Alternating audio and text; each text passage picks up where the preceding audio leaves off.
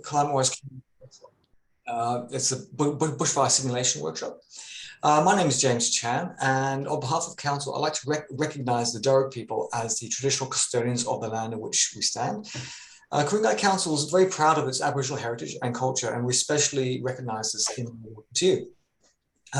With us today for our workshop, we have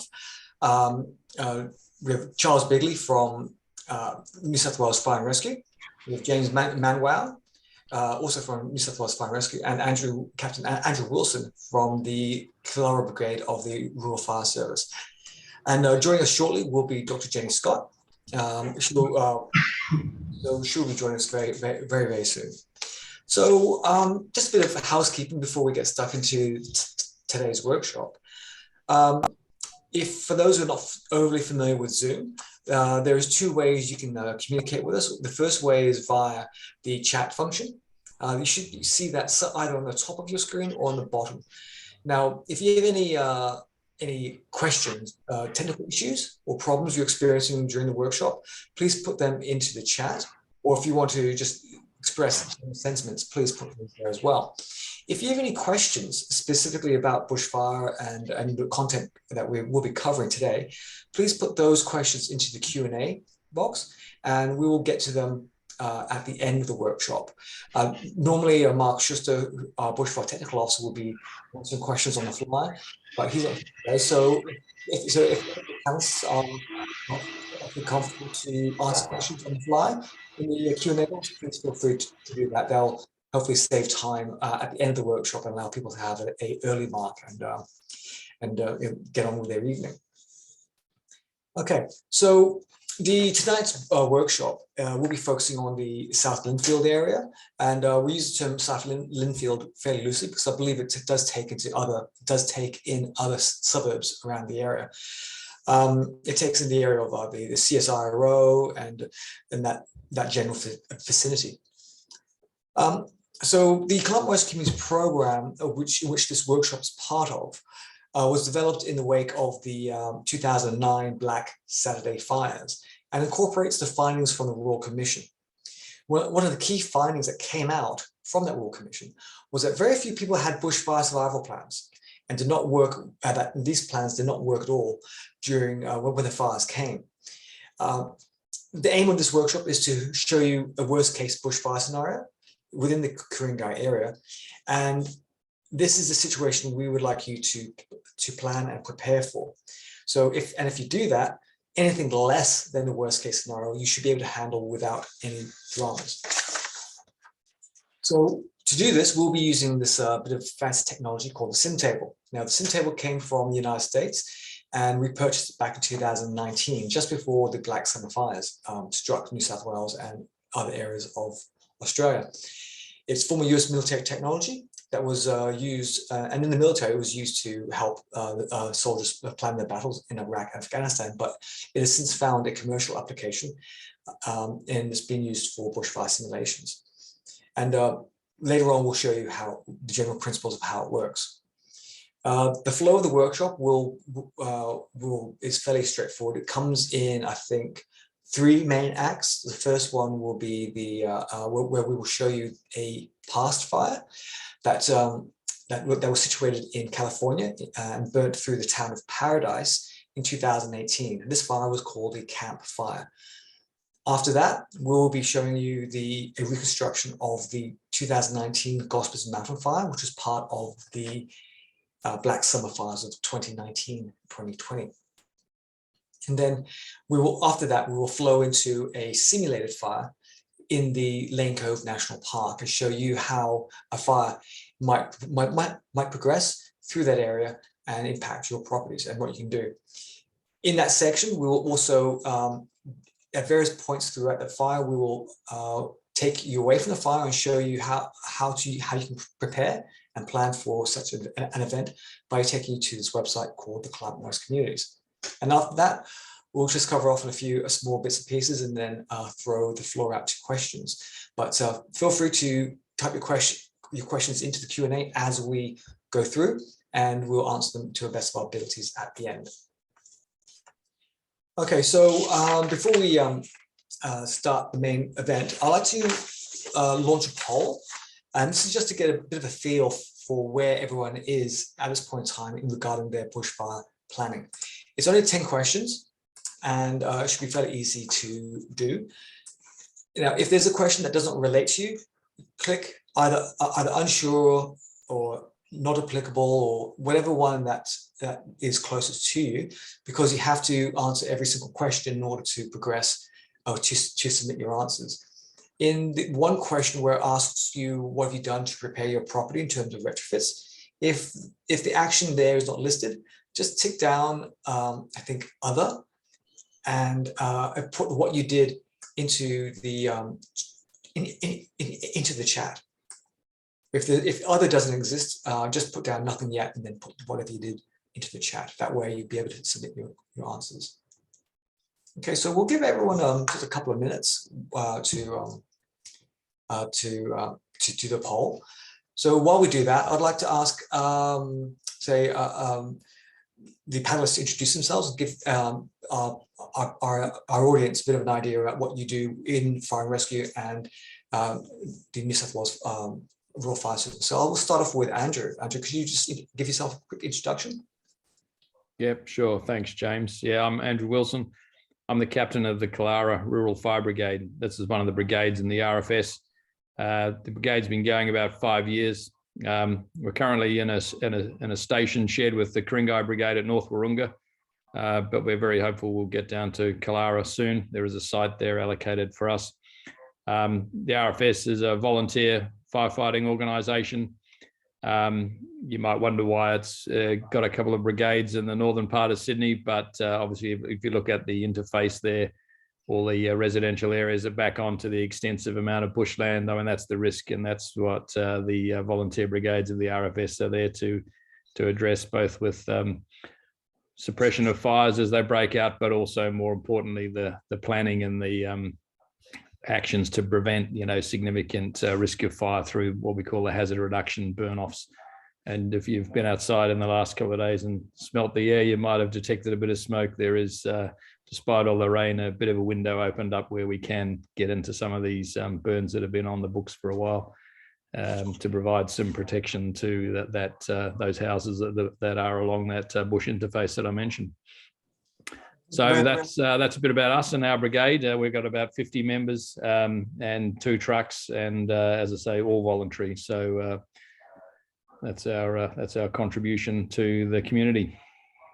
Well, thank you very much for that, Andrew. I'll pass over to Charles Begley. That microphone on. Hi. Yeah, Charles Begley. I'm an inspector in Fire Rescue New South Wales. That's my rank. My position is Duty Commander for Metropolitan East 2 Zone. That zone extends up to Barara in the north, out to Beecroft, down to Manly, Crow's Nest, and along all the beaches. So it's quite a big zone. There's 15 permanent stations with permanent firefighters on 24-hour shifts, and my responsibility is to manage those 15 stations on my shift, and we work 4 different shift systems. So I'm on duty tonight, obviously, and today. Been on for this 24-hour period. Our involvement for bushfires predominantly is, I would say, urban interface, where we put in place for property protection, and we're also involved in hazard reduction work ourselves, and community education in fire safety, etc., along with our normal core roles of putting normal fires out, i.e. structure fires and rescue and hazmat. Great, thank you very much for that, Charles. James, over to you just very quickly to describe what you do in fire rescue, and then we'll go over to Jenny, and then we'll kick on with the workshop. Sure. Well, like Charles, I work with fire and rescue.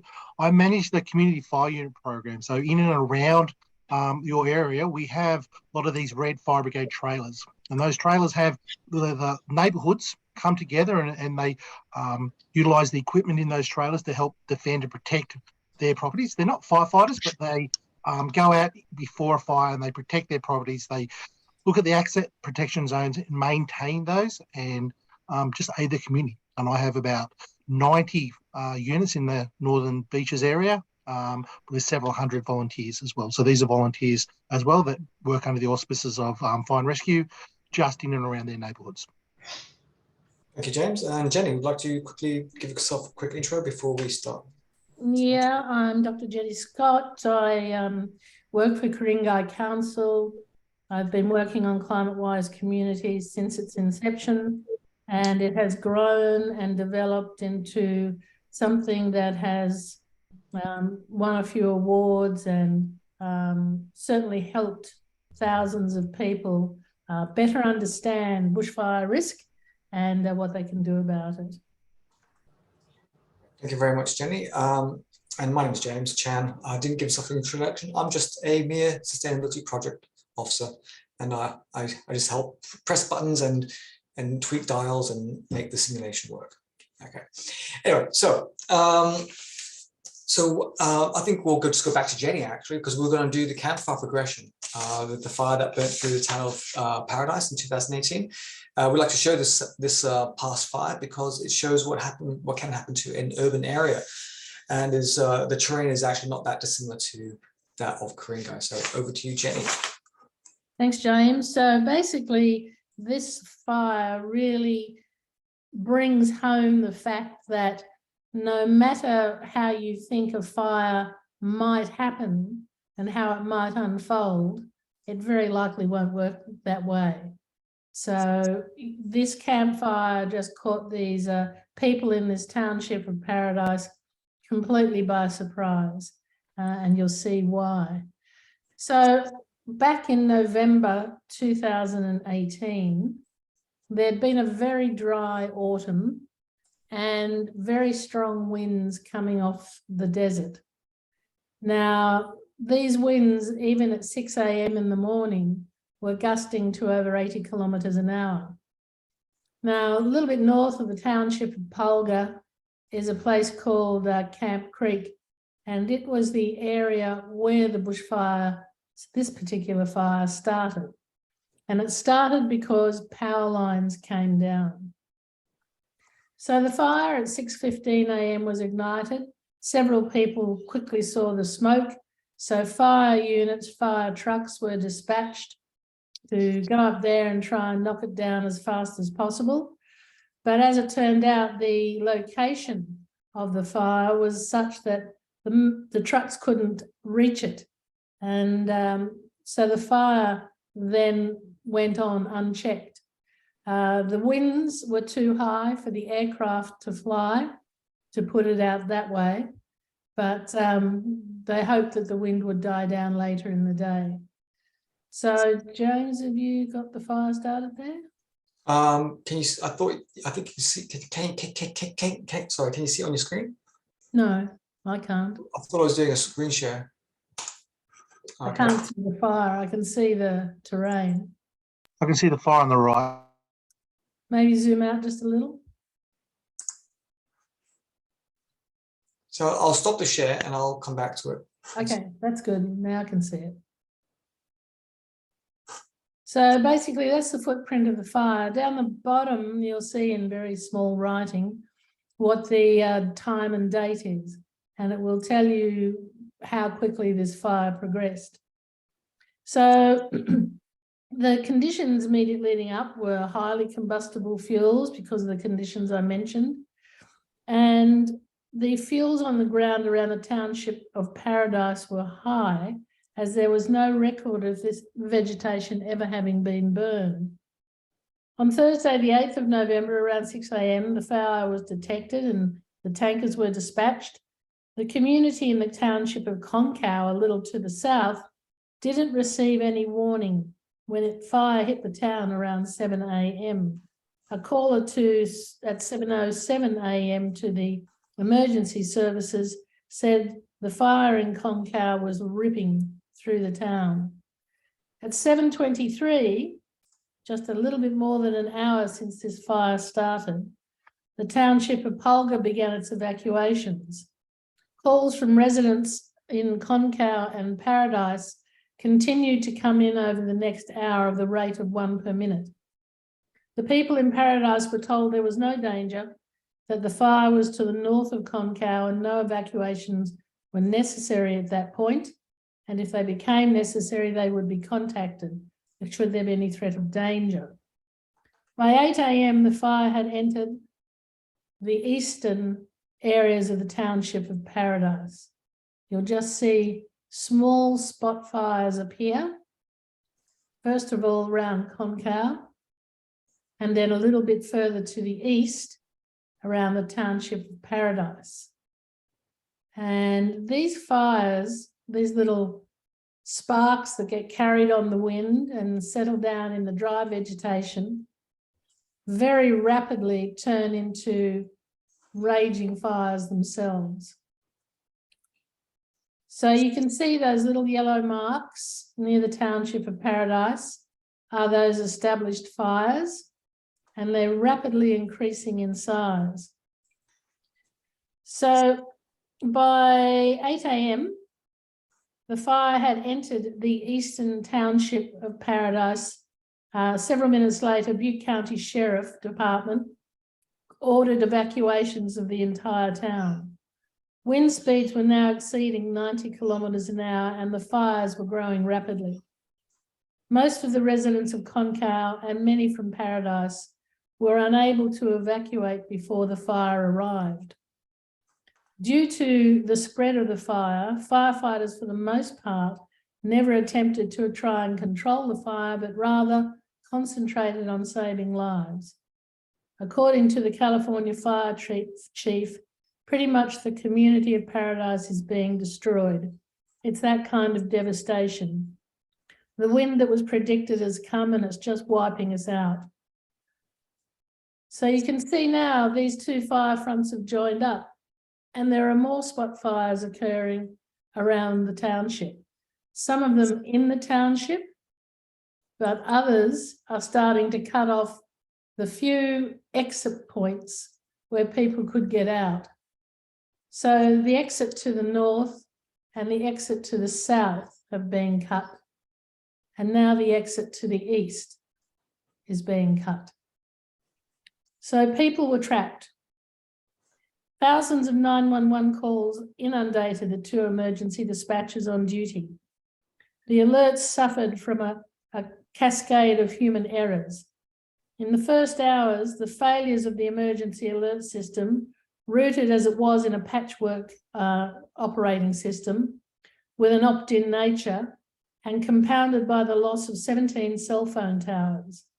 These points of failure in a fast-moving fire allowed no room for anyone on the ground. The technical errors on the day meant that the emergency alerts failed to reach 94% of the residents. In the first 4 hours of the campfire, it caused 86 civilian fatalities, with 12 civilian and 5 firefighters injured. Over 18,000 structures were destroyed, 62,000 hectares of land was burnt. And this is in just 4 hours, mind you. And the total damage bill at the end of this fire was $16.5 billion. And a considerable amount of that, $4 billion, was uninsured losses. So the campfire is still on the record in America as the deadliest fire in their history. So it's this type of fire, this rapidly moving, very difficult to predict where it's going to go, where it's going to strike next. We can get estimates, but nobody thought this would happen the way it did. And so the way climate-wise communities has been developed by tools we had got from RMIT and the Bushfire CRC is to cater for just this kind of scenario. When things don't go according to plan, and all of a sudden your bushfire plan has to be thrown out the window. Well, the way climate-wise communities approaches it is plan A fails, you've got options, and the different options will suit most any context. So that's how we approach this kind of fire, and we hope you'll find it's very useful. So that's why we show you the campfire, bit of a worst case scenario. Hopefully we never see worse. And so probably we need to go back now to James and have a look at the Gosper Mountain fire, which, by the way, would have been as deadly, except it wasn't in a very populated area. Thank you very much, Jane. So just bear with me one moment while I get the Gosper Mountain fire up for everyone. And I'd just like to take a moment to say thank you very much for everyone who is attending. We have a fantastic turnout tonight. So, as you know, the Gosper Mountain fire was is the biggest fire in single fire in Australian history. It started on the 26th of October in 2019 and was only put out by extreme rainfall on around the 8th of February 2020. So, because as you can see, this scenario we're going to play for you covers a massive area. So I'll just quickly zoom in to where it started. And so the name the Gosper Mountain fire was given to the fire because it happened in and around the area of the Gosper Mountain. That should be right in the middle of the screen. Now, the conditions that saw the start of this fire were composed of the hottest and driest year on record. The 3 years from January 2017 to December 2019, areas of New South Wales had the lowest rainfall on record. All of New South Wales was declared in drought.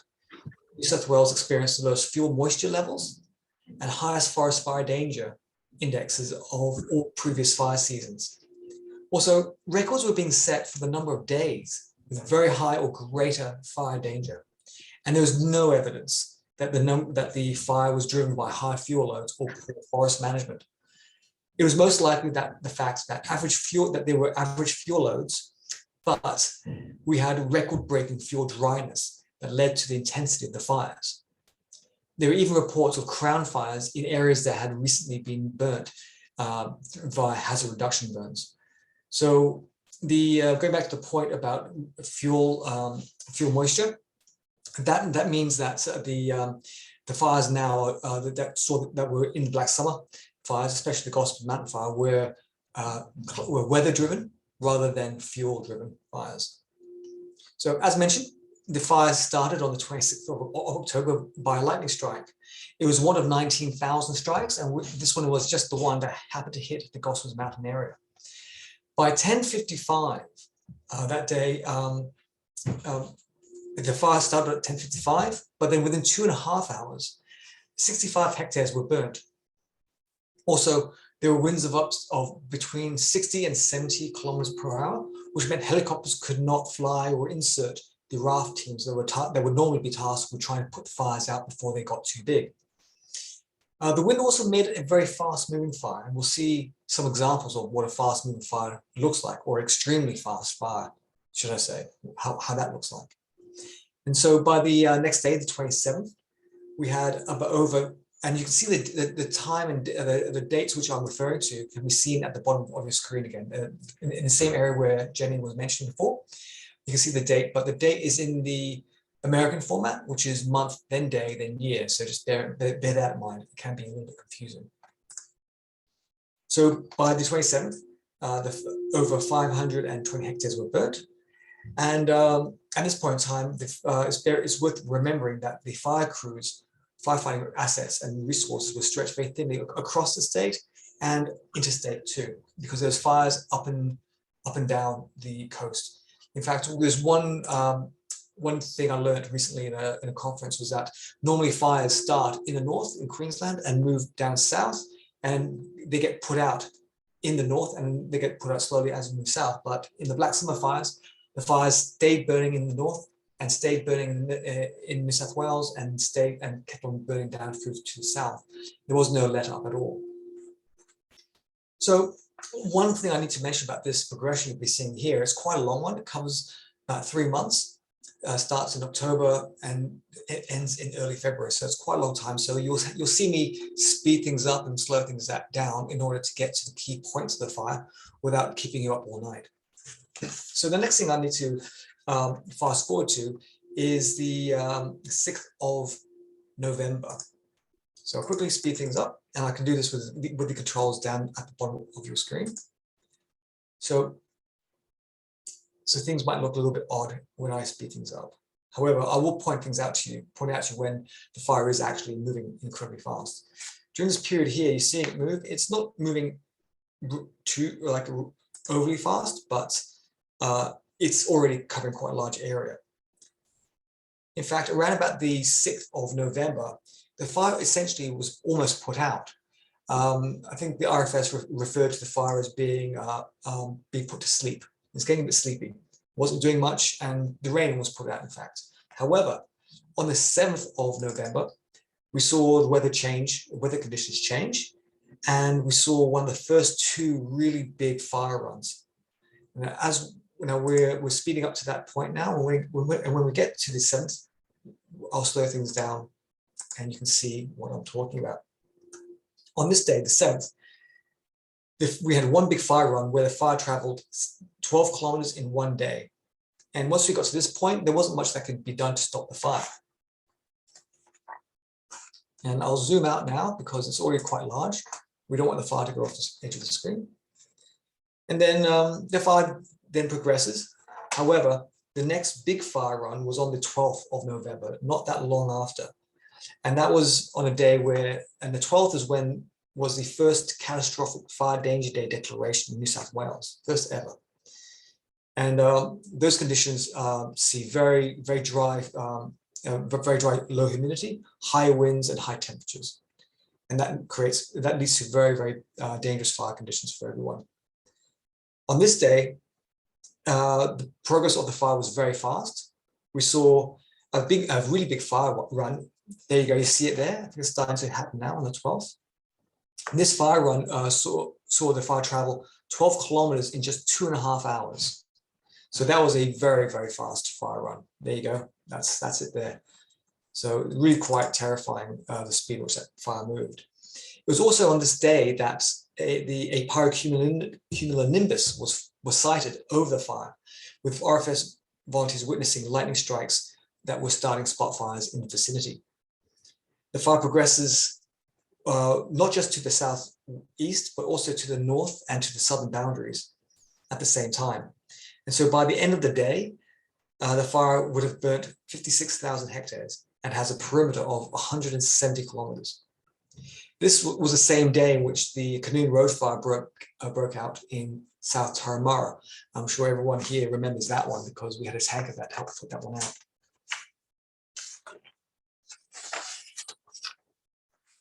So another thing that's really important to mention about the Gospers Mountain fire, and about most bushfires in general anyway, was the role that embers play in speeding the fire up and making the fire much larger. So around about the 18th of November, we saw a lot more embers travel the fire ahead of the fire and create spot fires further ahead. And I'll get to that point now, so don't keep you too long, speed things up a little bit. And that's one thing we need to remember, because spot embers are the main leading cause of house loss during bushfires.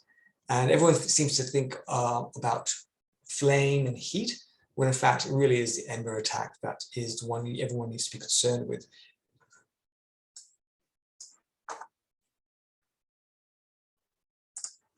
There we are. We have some embers there. I'll slow things down. So those fires that you can see to the bottom of your screen in the southeast direction of the fire, they were all started by embers traveling ahead of the main fire front. We see another ember here landing in the middle of your screen, causing a fire as well.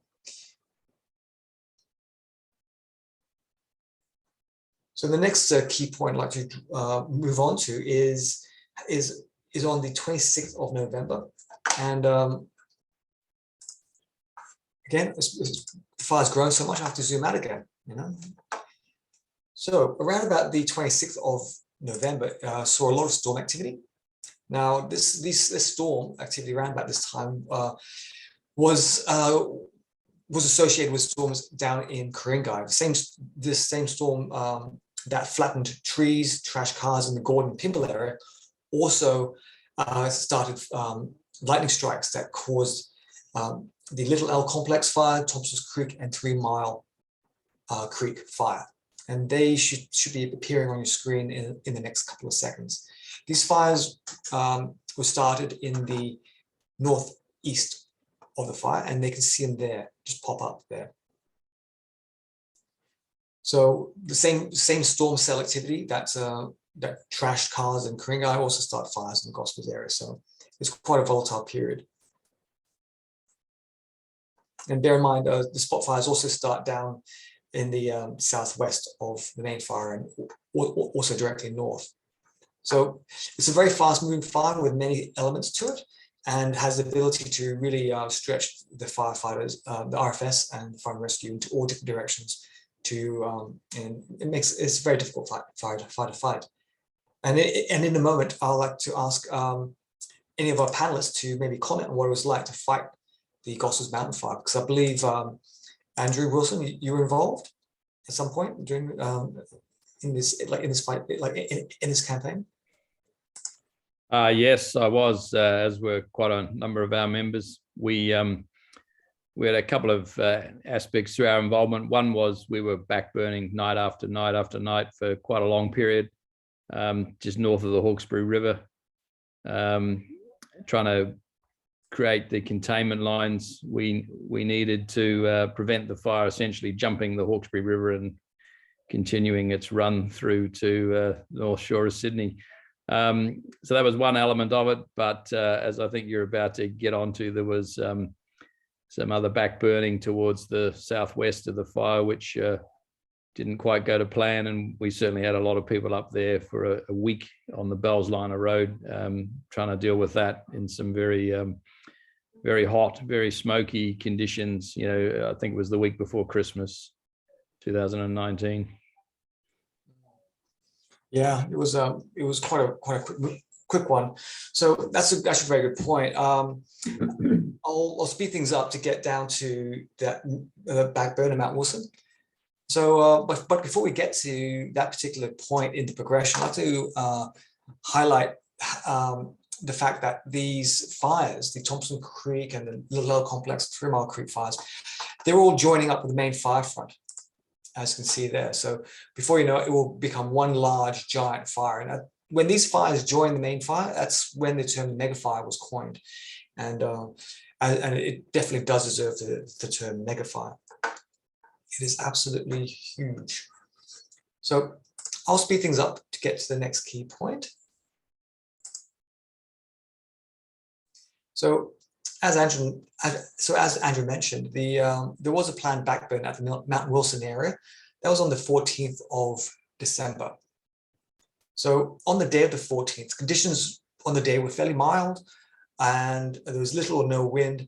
However, by 2 p.m., the wind had picked up from the southwesterly direction, and then when that caused the backburn to get out of control, and then within 30 minutes, fire crews were doing property protection.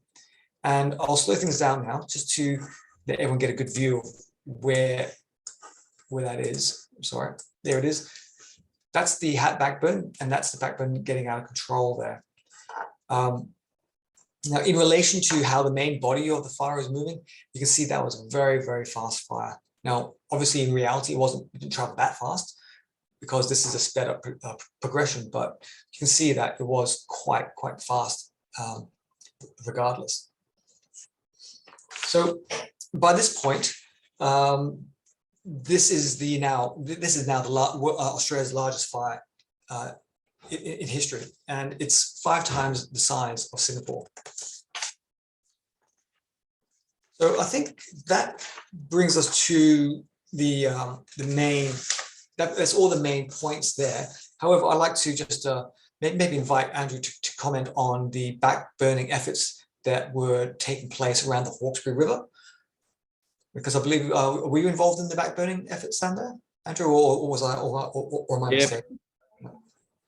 Yes, I was. As I said, it was a concerted campaign over quite a number of weeks to burn back towards the fire in the evenings. So a lot of the shifts we started up there were late afternoon, and we'd burn until the early hours of the morning. The whole idea of that was to create that containment with the objective of stopping the fire jumping across the Hawkesbury River. Which, given the size of it and the wind and the propensity of embers to travel quite some distances, would have been a very easy thing, and that in itself would have created a great risk to all the northern edge of Sydney. So that's what we were trying to avoid. Yes, it was a very lengthy exercise, but I do remember it quite well, because we were called out to the fires at South Turramurra on the 12th of November, and I think it was the next night we got called to a briefing where we heard about the Gospers Mountain fire for the first time, but already by that point it had been burning for some weeks. But up where it was, it hadn't really attracted a lot of attention, and as it persevered and showed no signs of slowing down or indeed going out, it all of a sudden became front and center of everyone's attention, from mid-November through right up until just before Christmas. Indeed, I think if I remember correctly, I heard on the news that the Gospers Mountain fire had the potential to burn all the way through to the coast, and that was quite a prospect, to say the least. And we saw what that was like down in the south coast near Malakuta. Actually, yeah, we saw what that looked like. I can imagine the whole Central Coast jumping on dinghies to escape the fire. I don't think that would really happen, but still quite a thought. So so as Andrew, you mentioned, by this stage, the fire was threatening the north of Sydney, and in fact, had it not been contained at the Hawkesbury River, there's a very good chance it could have reached the North Shore, especially Ku-ring-gai, within one day if the weather conditions had been right. So we saw how with the right conditions, a fire can travel 12 kilometers in just 2.5 hours. Well, that is quite feasible for a fire to travel all the way from Wiseman's Ferry to the North Shore in one day. So it doesn't bear thinking about, but is highly possible. So that brings us to the end of the Gospers Mountain fire, and we'd like to now start the bushfire simulation in the Lane Cove National Park. And so just keep that in mind, that the fire was only one day away, and embers can travel up to 20 kilometers ahead of the main fire front.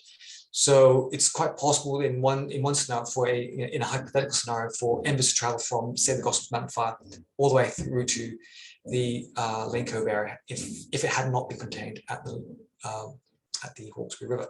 So I'll get the next scenario up and running. So over to you, Jenny. Thanks, James. So this simulation that we're going to do is just one of perhaps 1,000 ways that a fire like this could occur. It's impossible to know beforehand exactly how a fire will behave, but built into this model are the temperature, high temperatures, low humidity, the vegetation type that we have in Ku-ring-gai. And also you'll see at the top on the left top side, a blue wheel, and that blue wheel allows us to control the wind speed and the direction. So we can fairly well simulate extreme conditions for a bushfire using this particular model. So what we're going to do is we're going to start a fire, and who knows how it starts. We don't have to worry about why it's ignited, but it has. And that the weather is in the catastrophic range, very hot, very dry, after a prolonged dry period with plenty of fuel on the ground. Now, when the fire does start, I think James can't make up his mind about. I was about to ask you, Jenny, if you'd like to play I have If I had the Firebug. controls, I would, but just pick a spot, James. Any spot's good. Pick a spot, any spot. We should have a wheel to That's right. choose. Okay, well let's say there's been a careless bushwalker on the Great North Walk. Anyway, we won't go into reasons why. That was, you just said it doesn't have to have a reason. A fire is now started. Okay, so you may see that the fire has taken off very quickly. Now, the way this bushfire model works, it will show you how fires speed up when they go up a slope, and they slow down as they go down the slope on the other side. And when the wind picks up, as the fires get to the top of the ridges, it's when you start to see the embers coming off. Now, as a rough rule of thumb, we take it for every 10 kilometres an hour increase in wind speed, we take the embers an extra kilometre ahead. So when you see we crank this right up to its 90 kilometre an hour, the embers will go far and wide. So at this point, the fire looks pretty well established and a number of properties are under threat. So what would our fire agencies be up to at this point? So either Andrew or Charles, or whoever wants to answer. Yeah, well, obviously our primary role is property protection. So we would have units that would be dispatched to those areas that were either under threat, or indeed if there were actual fires reported in those streets, obviously we'd be reactionary to those. But we'd set up lines of defence along the interface with the bush, and have our hoses laid out ready and our crews all set up and ready to go should the fire approach those properties. That would be the initial response, and then obviously working with RFS, we'd be starting to develop some sort of a plan of attack with the actual fire. Okay, and Andrew? Yes, look, despite the fact we're a voluntary organisation, we don't have people at our fire shed all the time. As we were during that very busy fire season, we were on a heightened state of readiness. And I remember on the catastrophic day that we had in November, we actually had people who made themselves available at the shed just in case of this sort of eventuality. So we'd be ready for some sort of outbreak, particularly on that catastrophic day you mentioned. That would be you know, a warning that the risks are very, very high. So that's when we do start to get a bit more readiness and have people more available than they usually are. But if this fire, when this fire would start, we would be called to that. But our key priority would not, in fact, be charging into the bush to put it out, particularly with those catastrophic conditions. It would be around, firstly, protecting people, through getting the messaging out, the warnings out through the various channels we've got. The significant bushfire has started in that area, and secondly, property protection in conjunction with fire and rescue. You know, we'd be at the interface there where the houses do back onto that bush, and we'd be doing what we could to stop the threat of embers or the fire itself coming up and impacting on those buildings. It's all about, at this point, trying to get the message out, the warning to everyone in the nearby area where we think the fire is going to be moving, that they have that information that you know, there is a danger, and they need to start activating their bushfire plans. Yeah, both agencies have a very professional media unit, so they'd be used to get that message out on all the different media platforms, and also with the fire at this stage, our senior management would be involved. It would be at a very high alarm level. So we have command posts set up, obviously the police and the RTA. It's impacting on the motorway, so they would be looking at closing the motorway or reducing traffic flow there. There's many different facets at that point that we'd have to consider, but like Andrew's saying, the way it's moving and the conditions, it's not so much fighting it, it's getting ahead of it and doing something to stop it getting any bigger than it is. Right. And James, I imagine the CFUs would be doing their thing? Oh, absolutely, absolutely. And we actually have a lot of CFUs in this area from, I think, the 94 bushfires we had around here. Also, in that, a lot of this is going to be dependent on people evacuating well before this point. So as Charles and Andrew mentioned earlier, the communication, a lot of this is that pre-planning and having the survival plans ready to get out. Also, police will be coordinating, opening up certain roads to allow people to evacuate, and different fire trucks and fire appliances to get in to actually fight these fires, but defend it beforehand.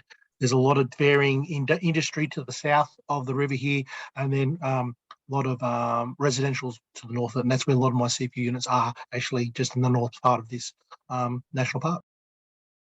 Oh, thank you, James. So at the moment, the wind's blowing about 30 odd kilometres an hour, and it's coming in from the northwest.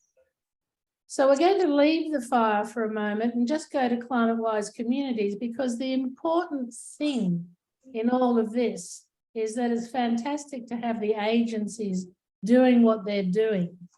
But the critical link into keeping people safe is, what are you doing?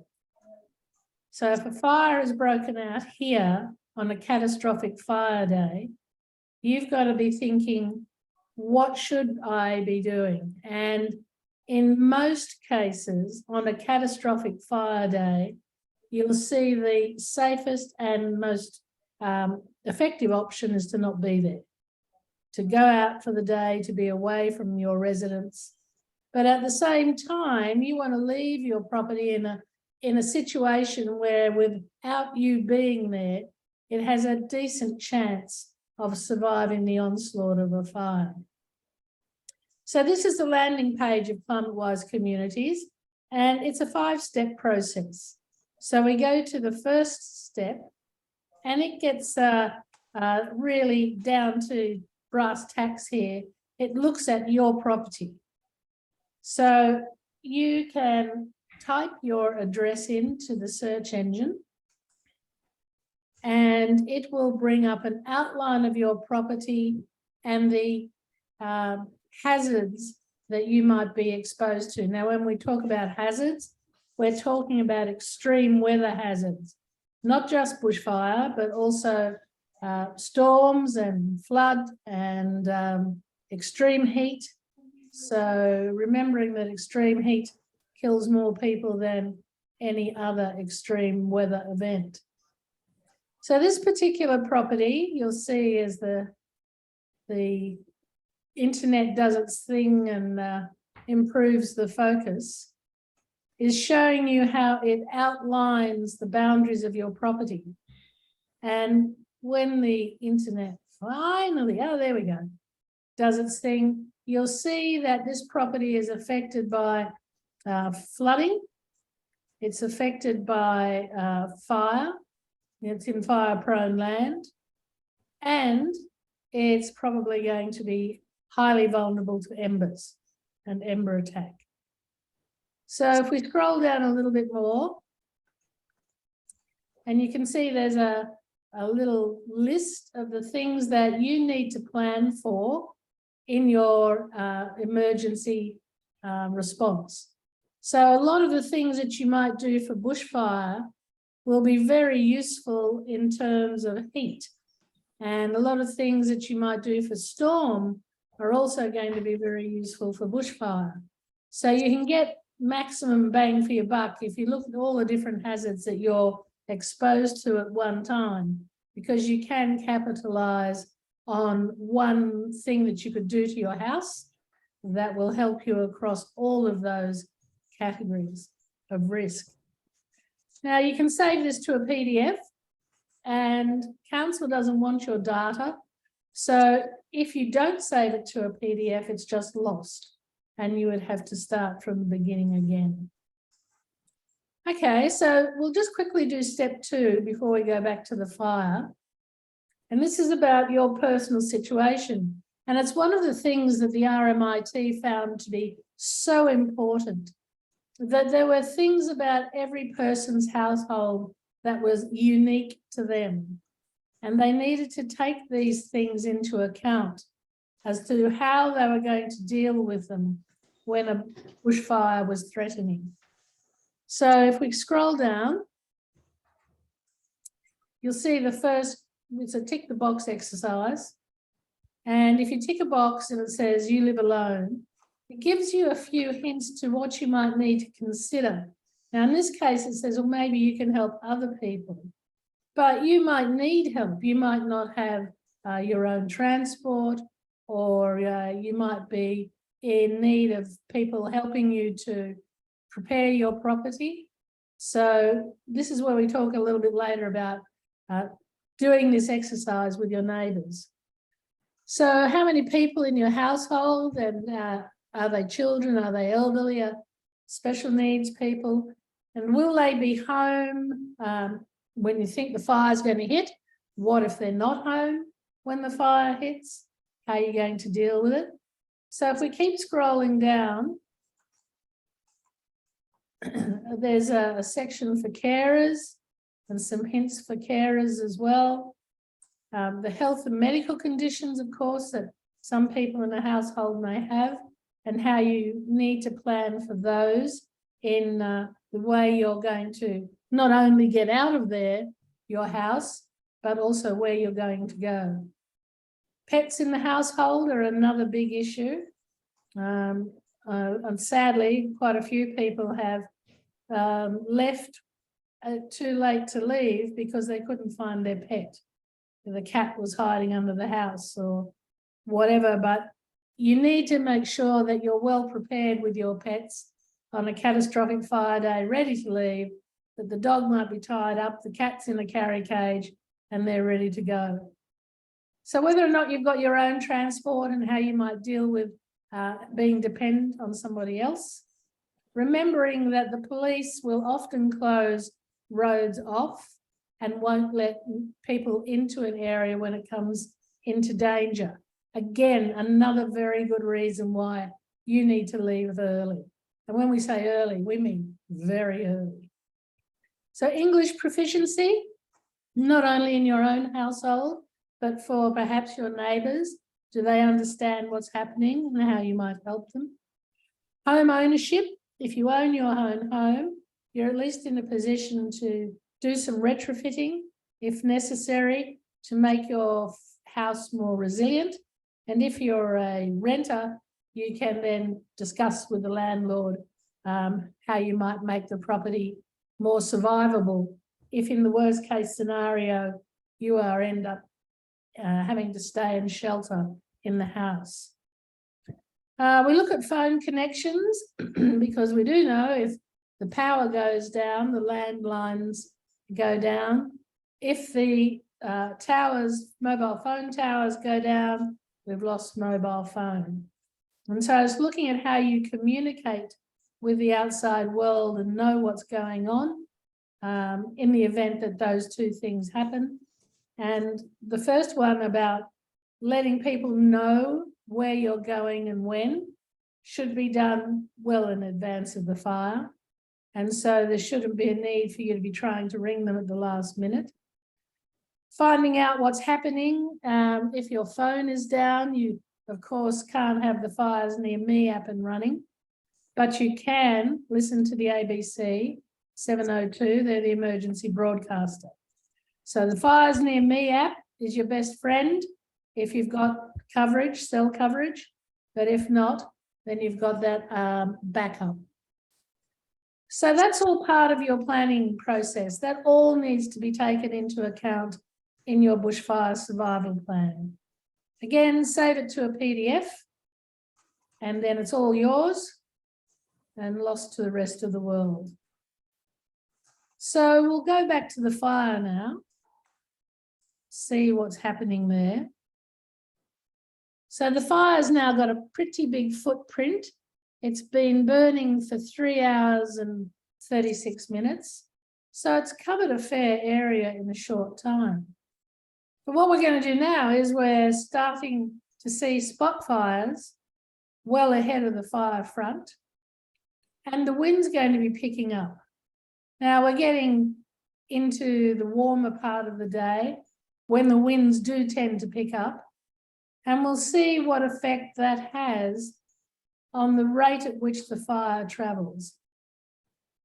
Now you can see very rapidly the fire in this valley is in this nice little wind tunnel and is carrying it forward very quickly.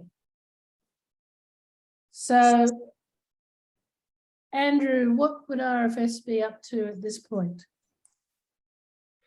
Oh, same as before. It's a matter of making sure that people are out of harm's way and property protection. You can see where in the area where that fire started, there's obviously been quite significant impact to houses in that vicinity, and that spread further to the south as well. But there'd be a lot of challenges for people in those areas trying to move out of the way of the fire. There'd be obviously concern further to the south as people were becoming aware that it was going to impact on them. People wouldn't necessarily have a clear idea as to what to do for the best. Our role here really is to make sure that people are out of the way as best as possible, and that to the extent we can, we're starting to protect houses as best we can as well. There's simply not going to be enough resource to get around every single edge of this, all the edge of this fire into every single house, but that'll still be our prime objective. You know, people, property protection, warning those in harm's way that now is the time to be doing something to look after themselves. So, Andrew, this might be a good time to talk about RFS's new fire warning system, wheel. Yes, we've updated the fire danger ratings. There used to be 6 categories. We've now simplified that to 4. But essentially, you know, this is all around at the start of each day, you know, where they forecast catastrophic conditions. You need to know that that is, you know, the very top of the scale. That is the sort of fire we've got here in this scenario, which is extensive on a very hot day, ability to travel very quickly, and it will cause a lot of destruction. So it's a matter of knowing what those levels of warning are, or those levels of danger are, and what your response should be accordingly. And it's also about keeping up to date with what's happening during the course of the day as well. Okay.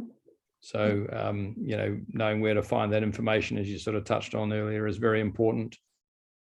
And, you know, if you are looking at Fires Near Me Act, again, those messages that come through about, you know, be aware at first, you know, then watch and act, and, you know, emergency warning, which really in a lot of the area we've got here, I suspect is the level we'll be at, which means, you know, take immediate action to protect your life, you know, get out of the way of the radiant heat, as you mentioned again earlier. The single most important thing to stay out of the way of is the radiant heat, and you know, you are actually better off in a structure to achieve that objective, rather than in a car, or rather than, you know, out in the open trying to make a run for it at the last minute. So it is very important to keep up to date with those warnings and to heed that advice. Okay, thanks. So, fire and rescue, what would you advise if people are have left it too late to leave and they've got a shelter in their house? Where's the best place for them to shelter? Well, the shelter inside the building definitely, and on the opposite side to where the fire is approaching from. So you've got the rest of the building to give you some sort of protection. But obviously you stay away from windows and try and remove flammable items that are close to the walls or the windows of the building. A bathroom or a kitchen where it's a tiled area rather than carpets and curtains. But you really just, you know, have sources of water around you. But really, like Andrew was saying, the best thing is to get out early and not make it a last ditch effort, because that's always the most dangerous situation. And to do that early, as Andrew also said, getting in the car at the last minute is probably the worst possible thing to do. It's made of metal. It tends to crash into things, especially when you can't see where you're going and everybody else is in the same situation. There's been quite a few people found in burned out cars that have run off the road into a ditch, and because they tried to get away at the last moment. So That would be the advice. Yeah, I think RMIT in their research found that the shelter in place in a room that has more than one way in and out, and preferably a direct access to the outside of the building on the lee side. And, yeah, that would be obvious. Yeah, well, not obvious, but yeah, that would be, yes, the best. and also a window so they can see out. Yeah. See what's happening. Yes, James. Yeah, some of the things you could do if you're going to shelter in house, you got a bit of time to prepare. As Charles mentioned, go on the opposite side of the house, stay in that. We've got an exit. You've got two options out to get out, but also things like remove the doormat from in front of the door. Take the bin. So we now have these plastic bins. Take them away from the house so that they don't go up into the eaves. The house is rated to get that direct heat coming onto it, but if you've got fire coming up into the eaves or small holes, this stuff, so take things away. Make sure the gas bottles are, if you've got gas bottles, make sure they're turned away. If you've got a barbecue, either take the gas bottles away from the house so that's not going to impact on the house. Look at the fuel levels around. Fill water up if you can in your baths. And many people may not realize this, but if you take the hose and unscrew the fitting on the hose from the tap, you can take it inside and you can attach that to where you plug in the washing machine, and then you can use that when you to defend when you're coming out. So bring the hose and your doormats inside will be a great help. Yeah, one of our workshop participants told me that the best thing for putting out spot fires in the roof, he'd left a ladder going up to the access to his ceiling, and was one of those water blasters that the kids have. And super soaker. Super soakers, yes, because they can spray a jet of water about 20 meters. So I thought that was good advice. Okay, so you can see the fire now. It's absolutely raging. We'll go back to climate-wise communities because our discussion about homes and hopefully you never have to shelter in place. That's very much what we're trying to avoid. But we would like to see your house try and survive without anybody necessarily having to be there.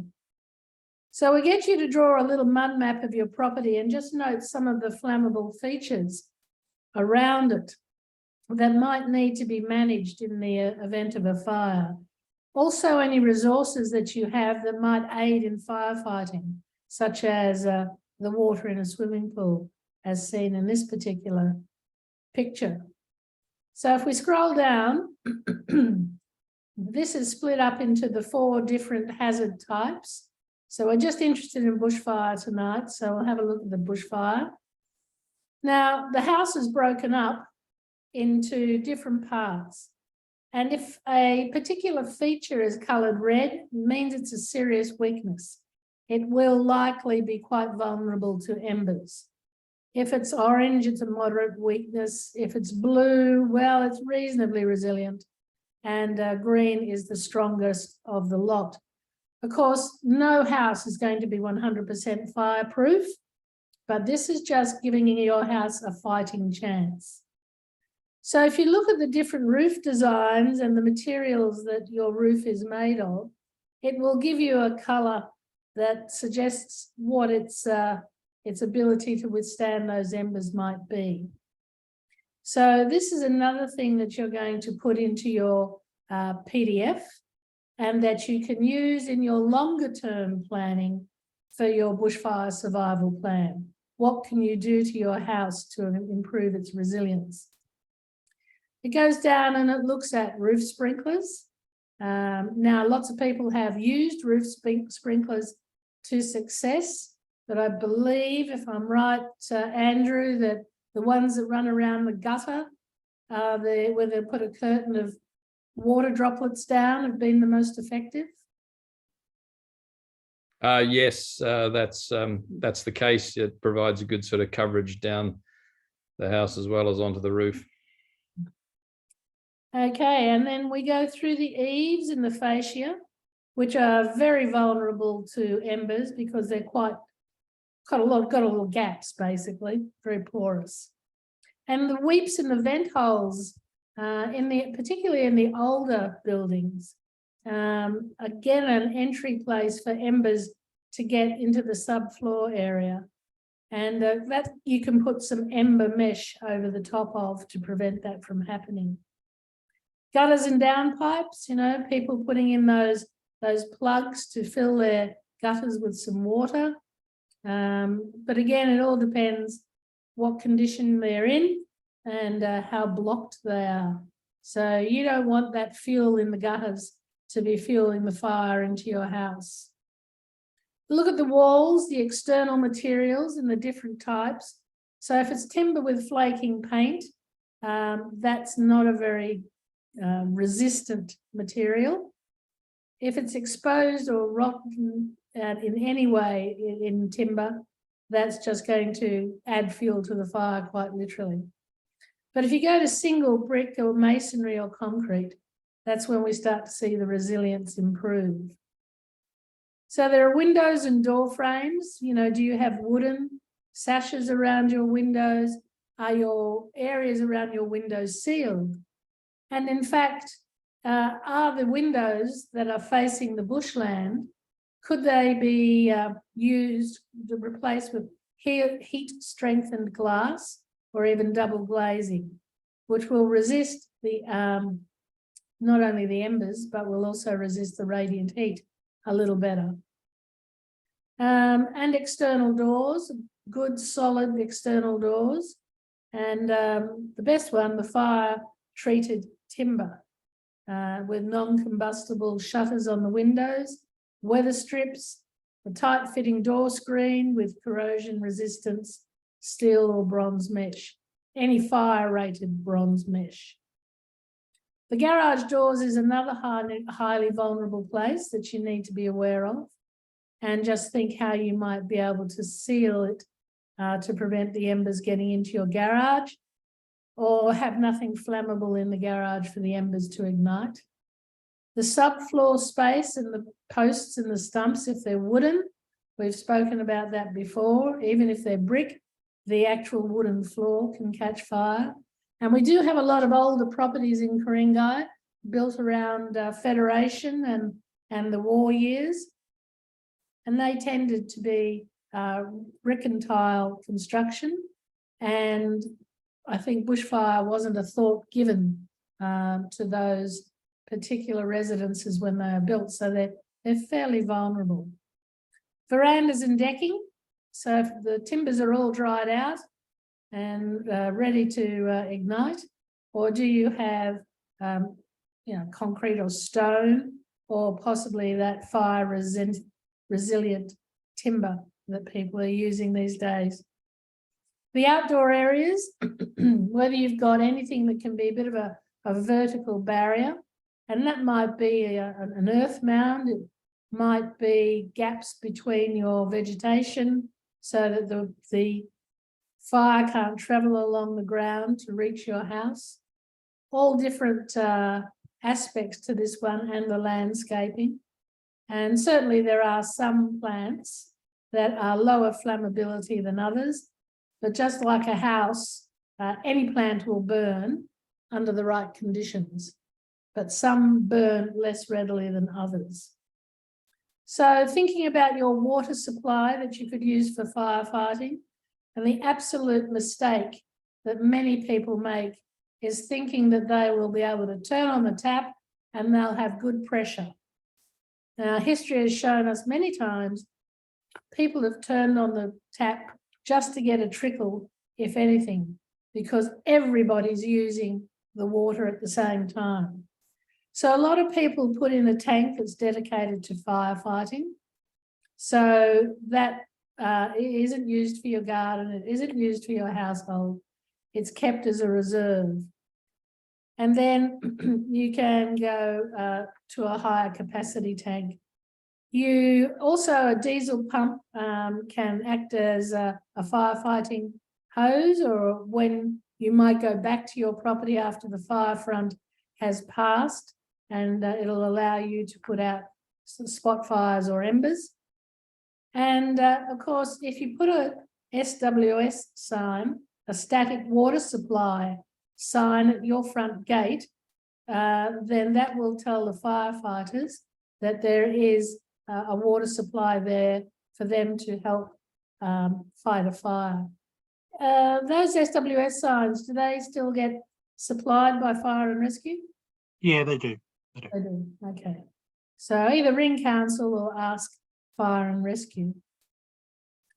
Okay, and scrolling down almost to the end of this section, fences and gates. Of course, if you've got a nice wicker fence leading up to your house, then chances are you're just creating a wick for the fire to set your house on love fire. And some people have pencil pines or other similar rows of close packed vegetation in a nice neat line leading up to their house. Again, they're volatile, they'll catch fire easily with the embers, and they'll take the fire right up to your house. So the gas bottle, as was been mentioned already, if you have gas bottles that are attached to the side of your house, you turn the nozzle away from the house, because when those gas tanks heat up, they're designed to vent, and there'll be a blast of flame, gas and flame come out, and you don't want it to blast your house. You want it to go somewhere harmless. Similarly with the gas bottles in the barbecues. So we don't have Mark with us tonight, but the house age and whether or not it's been built to a BAL rating, so the bushfire attack level rating, is going to be a considerable determinant in deciding how resilient your house is. Andrew, I don't know, are you able to talk about the BAL rating? A little bit, but essentially it's a bushfire attack level. Here are the numbers here. Flame zone is the highest one. So if your house is in what's deemed to be BAL FZ or flame zone, you need to have obviously a greater degree of fire protection capability in the actual structure itself in terms of the materials and design and whatnot. That would need to be the top level of requirement, and then lower down the scale, obviously less of those are required. But these are all tied up with the planning and restrictions or guidelines that come through at that point to indicate what sort of level of protection you need based on the risk of attack from a bushfire. Mm-hmm. Great, thank you. And if you need more information about how the BAL rating works and how you can get one for your property, you can talk to Mark Schuster at council, and he'll be only too happy to explain it to you. Normally we have Mark with us, but he's out patrolling a hazard reduction burn that was done today, keeping us reassured that that fire isn't going to go anywhere it shouldn't. So that brings us to the finish of section 3, and that just helps you give a reasonably good idea of how resilient your house is and things you may be able to do to it over the next few years to make it more resilient. Now, if we look at the way the fire has proceeded now, it's pretty much devastating a large section of Ku-ring-gai. So next thing we're going to do, as does often happen on a hot summer's day, we're going to change the wind direction from a nor'wester to a southerly buster. And we'll see how the fire behaves when the wind does this radical change of direction and starts burning in a completely different direction. Now, I imagine we would have a pretty good warning from the Bureau of Meteorology that this might happen, would we not, Andrew? Well, usually yes, and it's quite a common feature that in these hot afternoons where fires like this start and move towards the southeast. Quite a common feature of the weather that late afternoon, that cool change does come through from the south. that creates a whole new series of issues. Obviously, you can see this fire's burnt in a relatively narrow sort of strip from top left, to bottom right with a very long flank. But what this wind change is going to do is suddenly create a whole new fire edge, being that that northern side of the fire, and that's going to create a lot of potential risk, a lot of impact on areas that would have previously thought that they'd escaped from this one earlier in the day. Yeah, be prepared. Fire and rescue, want to add anything there?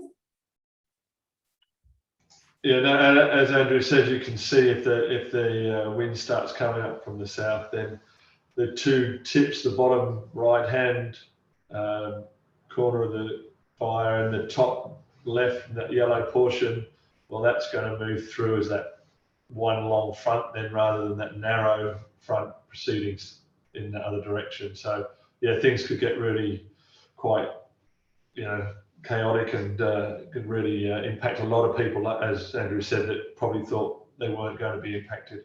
So yeah, very dangerous time. Mm. Yes, and in fact, that's what happened in Marysville in 2009. They thought they were safe because the fire was coming up a valley where it had done the same thing in 1939. It hit a swamp that's just before, and the fire split and went around the town.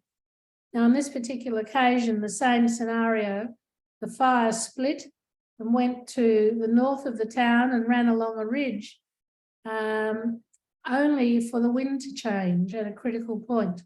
And it brought what was that flank fire straight down through the township. So these sudden changes in wind direction and the timing of them is difficult to forecast. The fact that they're going to happen isn't so difficult to forecast, but exactly when is. So we know this kind of thing happens, and we need to plan for it in our bushfire survival plan. So we'll flick back to climate-wise communities, because the last two sections are ones that are really quite useful. And the first one is about working with your neighbours. Now, there's been a great deal of research done to show that those neighbourhoods that plan and cooperate together in preparation for these extreme events fare much better and recover much more quickly than those that don't. So this is a little rough guide about how you can have a chat with a few of your neighbours so you can work together. If we could scroll down a bit, James.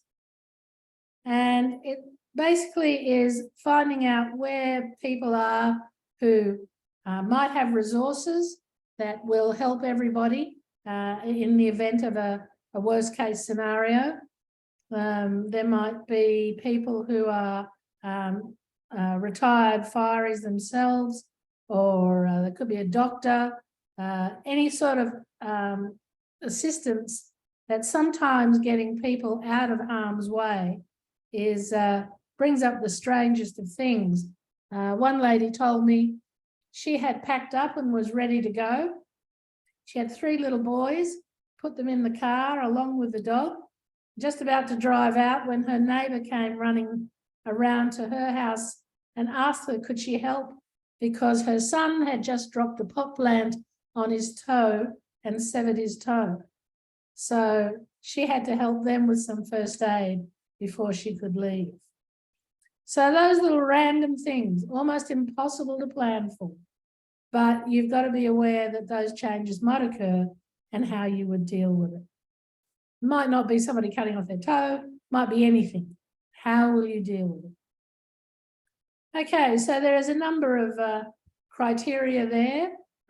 Again, bringing in the about pets, whether or not your neighbours could get your pets out if you aren't home, or equally you get their pets out, or whatever might be going on. Your kids might be at home alone and your neighbours might be able to get them out. So you need to cater for these contingencies. So we'll scroll down to the end because there's a number of things that people can consider in this section. And we encourage you to discuss this section with your neighbours. Just see, I'm sure you can come up with fantastic plans that your neighbours will get quite enthusiastic about and be quite keen to be involved in. So the last one is we just give you, firstly, a couple of links to bushfire survival plans, the RFS's bushfire survival plan. And these disappear. The SES has one for storms and floods. Red Cross has one for heat waves. Indeed, Red Cross has a multi-hazard one, which was quite useful. And Carers Australia have one specifically for carers to help them look after their people in their charge in the event of these events are happening.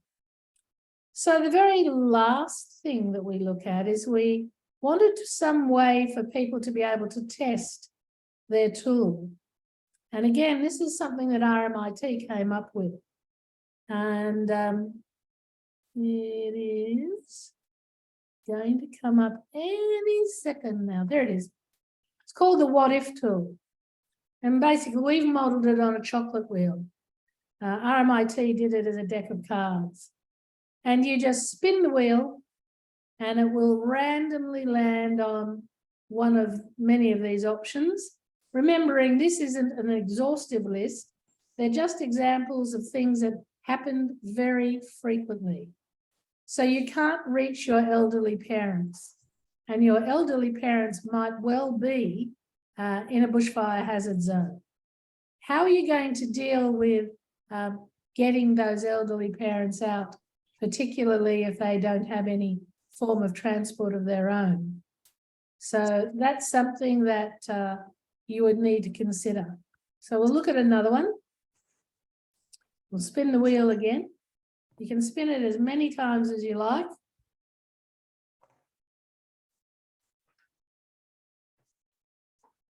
Your electricity fails, an extremely likely thing to happen. So your landline goes down. You can't see the TV, obviously. You may have a battery-powered radio. If not, you might have to rely on your car radio. And hopefully you've got your mobile phone charged, because if it's not going to get charged. So all those things to consider. All right, so we might just flick back to James now. He can give you the good news, after all that disaster information, about the rebates that council gives you to be proactive. Thank you, Jenny. Yeah, so like as we saw in step 3, there's lots of things that can make your house either vulnerable to bushfire or make it very resilient to bushfire. And the more resilient you can make your house to bushfire, the more likely it's going to be able to survive.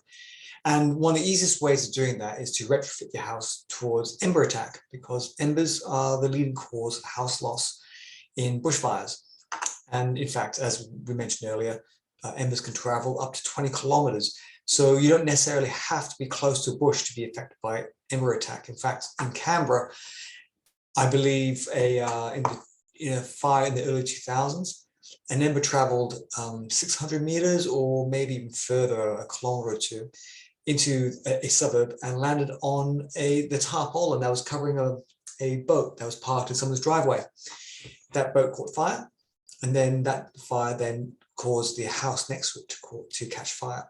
So that just illustrates how well embers can start fires. In fact, another thing, during the Black Summer bushfires, many houses were burnt down that were not even in mapped bushfire prone areas. They were burnt down far away from the fire front. And Lake Conjola was a good example of that. So how you can make your house more bushfire resilient? Well, one, do the radio check, find out where your strengths and weaknesses are, and then decide what you want to do to make your house more resilient. When you know what to do, you come to this webpage here, the search for it, search for this page on the council's website using the term Bushfire Wise, and you should find a link for it. Or otherwise go to the search for the community rebate in the website as well, and you can get this website page, this rebate page, along with many others. To apply for rebate, all you need to do is simply click the first green button on this page. That will take you to a pre-approval application form, which you can fill out. Please do remember to list or identify what work you want to do. It could be gutter guards, it could be a new front door, or it could be ember proofing around your subfloor area. And then that application comes to me. I'll contact you and tell you what else you might need to do to get that pre-approval. Typically, what that involves is you will send me your step 3 that you've completed on the Climawise Community's website. You download the PDF, save that to your computer, and send that to me, along with a completed bushfire survival plan, which you can download from step 5 or go directly to the RFS website. The other bits of information I require would be specifications of the rich fit you want to do.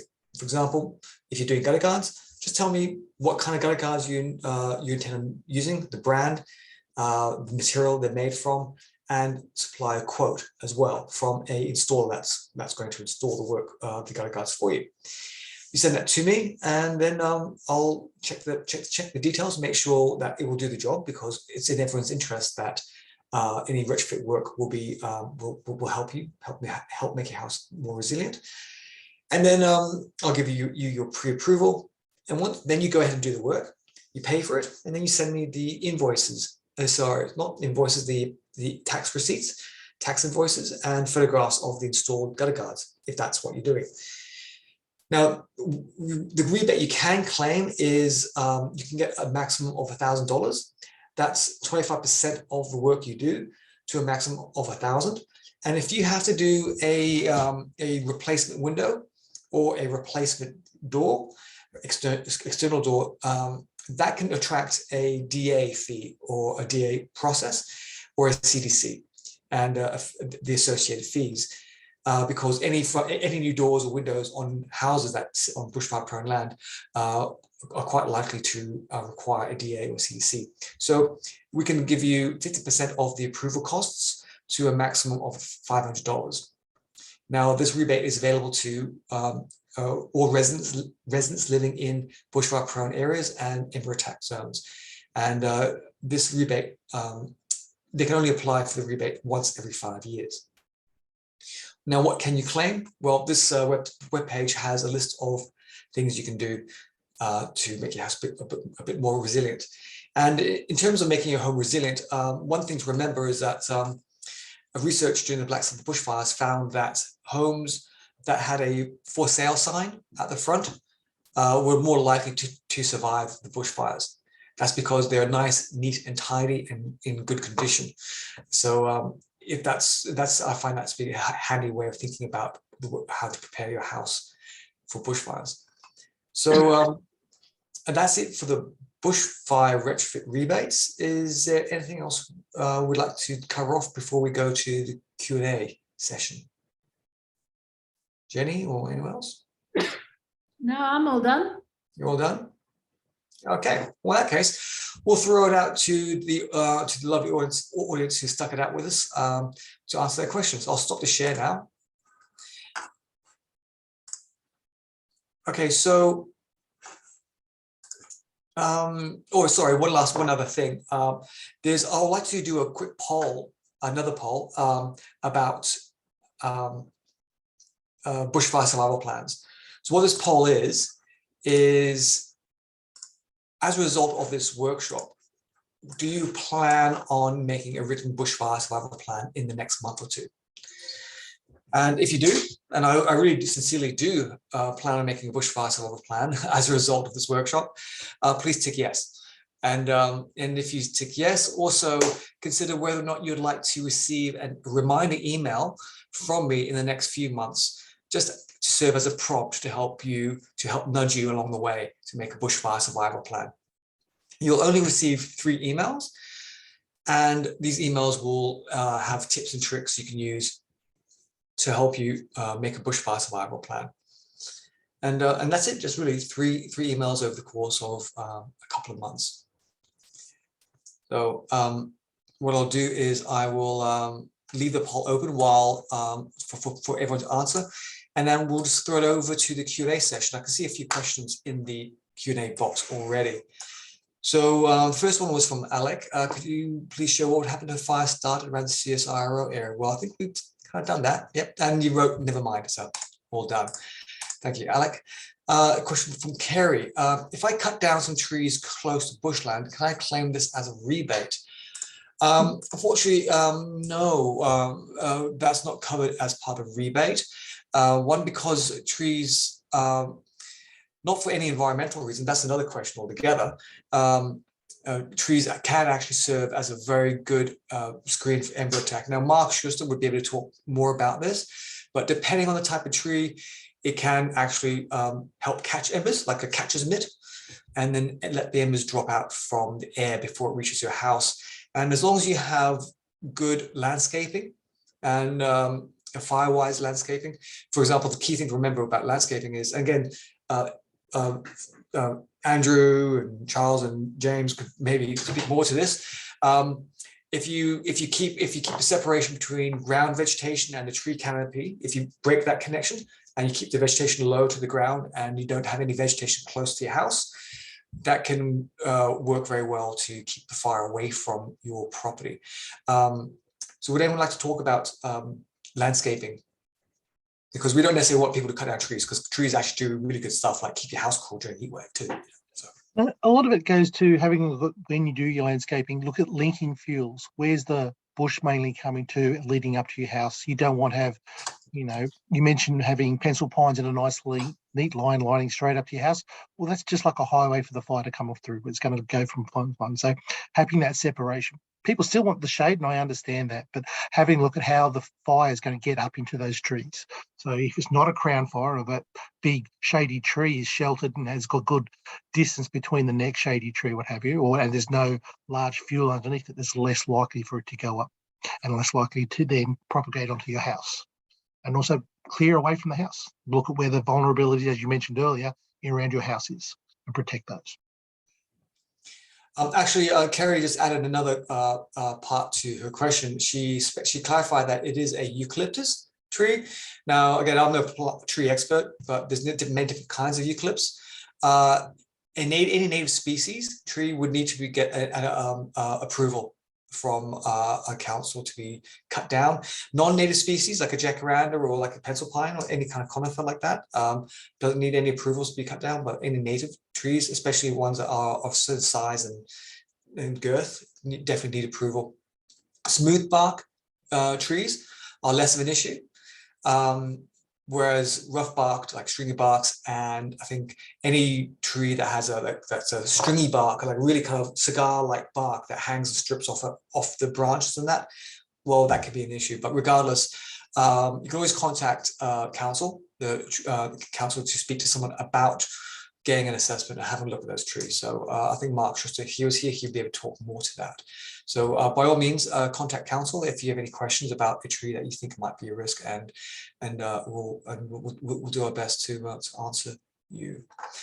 Okay, so going back to the other questions, a question from Emily. Can someone from council do a risk assessment site visit if you live next to a council strip with radiata pine trees which overhang the property's roof? Okay, so this is where Mark really would be able to answer those questions. Jenny, do you have anything to say about that one? Sorry, just say it again. I was reading the question. Can anyone from council do a risk assessment or site visit if you live next to a council strip or council reserve that has a radiata pine? Yes. Yeah, they can. Mark Schuster would be able to do that, or it might be someone from the bushland team. So, but Mark could certainly line someone up for that work. Great. Okay, thank you, Jenny.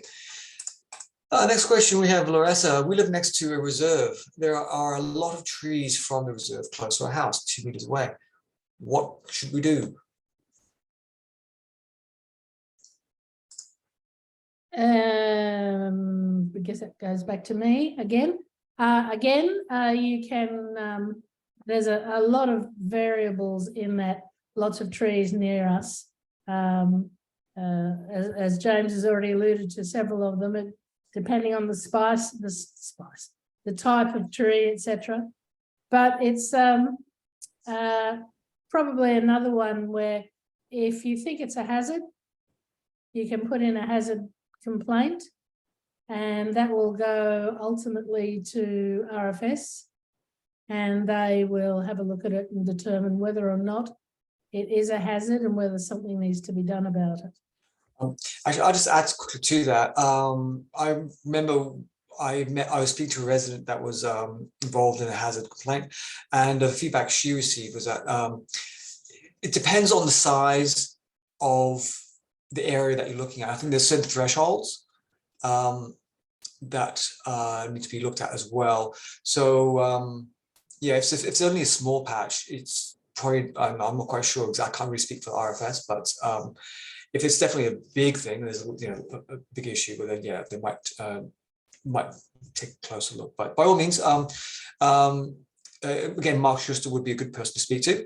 He's more than happy to do a site visit, and he's quite responsive as well. So if you put an email, if you contact councils by the main contact number, and you want someone to come back, look at it, Mark's quite available, and he'd be more than happy to talk to you. He's also a really great people person. He loves talking to people. So if you like chatting about bushfire and nature, he's the kind of guy you want to speak to.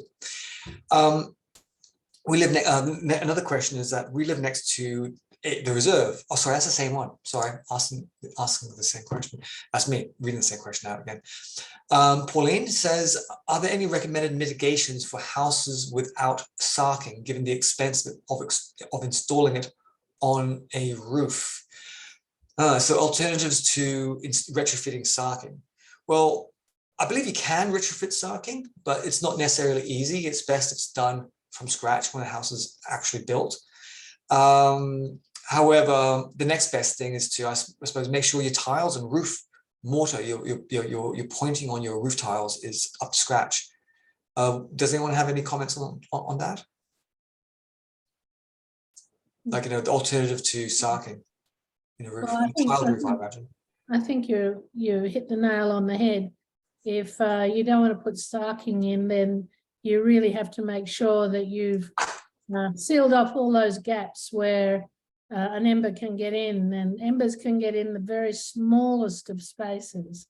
So it would be a big job to make your roof that almost airtight. Because as a fire front approaches, it's really interesting in that the internal pressure, air pressure in the house suddenly becomes less than the air pressure outside, and it sucks the hot air in from outside with the embers. And so that's why the embers are so good at finding entry points into houses. So yeah, either way, it's not going to be easy to do. And just if I could go back to the previous point about trees, I've come across in this line of work a lot of photographs of houses that have been burnt down, and the trees next to the houses are just fine. It does kind of like, or I just want to quickly reiterate that it's really making sure that the houses are ember proofed as a first port of call, because it's not necessarily trees, it's often vegetation around your house as well.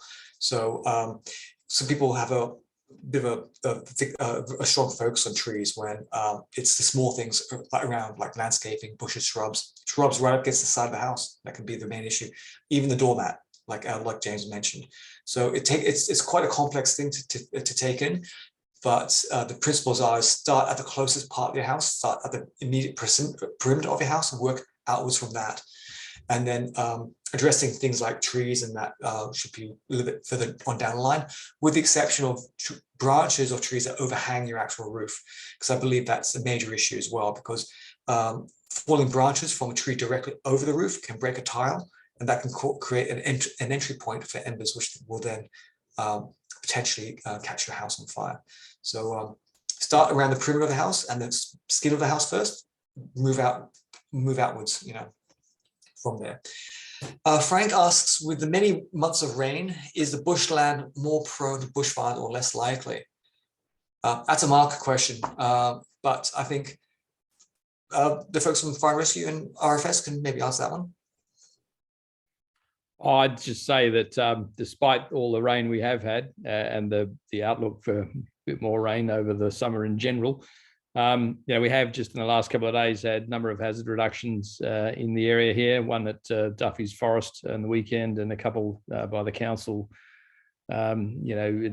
closer to where we are. And so that does demonstrate that despite all that rain, it doesn't take too much of a dry period for the bush to be dry enough to burn. And whilst the hazard reduction is a very controlled sort of operation, as I say, the risk is still there. So I would suggest don't ever think that we're just going to have absolutely no risk of bushfire in this forthcoming summer.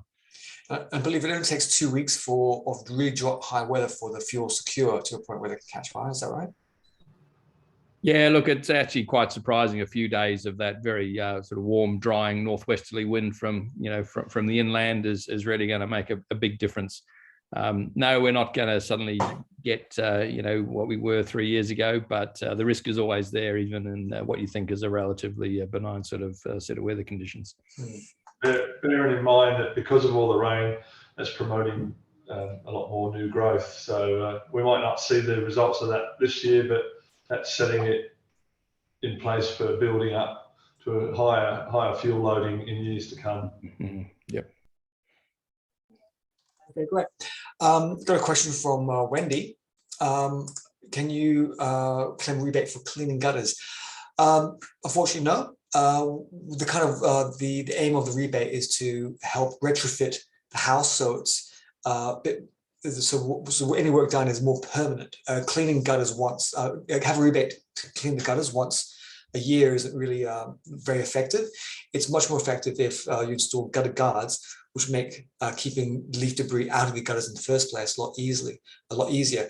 The only caveat to gutter guards is that I recommend that they're installed if you have tiles, over the first row of tiles and under the second, through to a flush finish on the top edge of, or just underneath on the top edge of the gutters there, just to allow any leaf material to sheet directly off. Whereas if you put gutter guards directly underneath the first row, as opposed to over the top of the first row, or just underneath you and under the gutter lip, you just create a little trap where leaf material can still accumulate. But no, it's anything that requires periodic maintenance, we're not going to give a rebate for. Anything that's more of a permanent fix to the house, we'll give a rebate for. And all the actions that you can claim are listed on the Bushfire Wise rebate page on the council's website. Another question, they keep them coming. Yeah, it's great. We haven't had this many questions for quite a while. John asks, is midway down Shirley Road a higher fire danger zone or particularly exposed to ember attack? I don't know. I think Mark, again, it's the night Mark really is here to be. He would be shining right now, but he's busy watching. James, this is just step one of climate wise communities. He's got to type it in and he'll have it.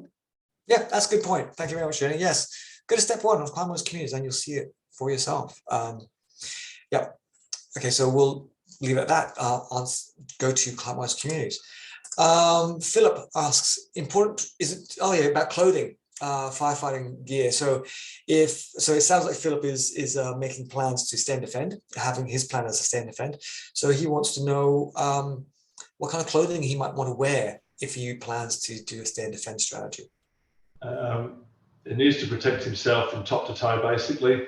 So start at the bottom, some sturdy shoes, so thongs don't, even if it's going to be a very hot day and you want to be comfortable, thongs don't cut it. So you need strong shoes, preferably boots of some description, and pants, long pants, long sleeve shirt, even just like a neckerchief or something around to protect your neck from radiant heat, which you can actually then kit wet to help keep your core temperature down while you're running around protecting your property, and a hat, just because you're going to be out there in the sun for a long time. I mean, if you've got a hard hat, it's even better, because you never know what, if you have got branches and things, something might dislodge and land on you. So really, and gloves if you plan on doing any active work, picking things up, using a hose, whatever. So just like professional firefighters would do, you protect yourself as much as you can. So that would be my advice, but bearing in mind that putting all those things on will increase your body temperature and your risk of heat stress. So make sure when you're doing all that, you're going to have a good source of drinking water around, and take breaks, and don't try and do too much beyond your capabilities. In fact, that's a really funny point. I saw when that question was being read, I remember seeing a few of your faces sort of smile. I think there's a very famous video from Canberra, a Canberra fire, where some guy was out trying to defend his house in a singlet, pair of short shorts, and a little saucepan.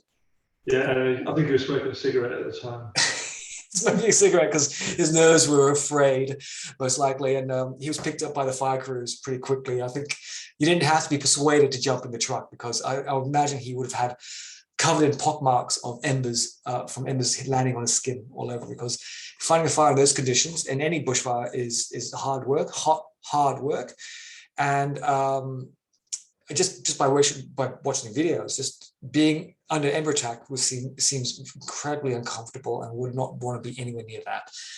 So if you do plan on staying defending, spend a lot of time thinking about it, and make sure if I don't know how old you are, but it's not a job for someone who maybe is in the twilight of the years, put it that way.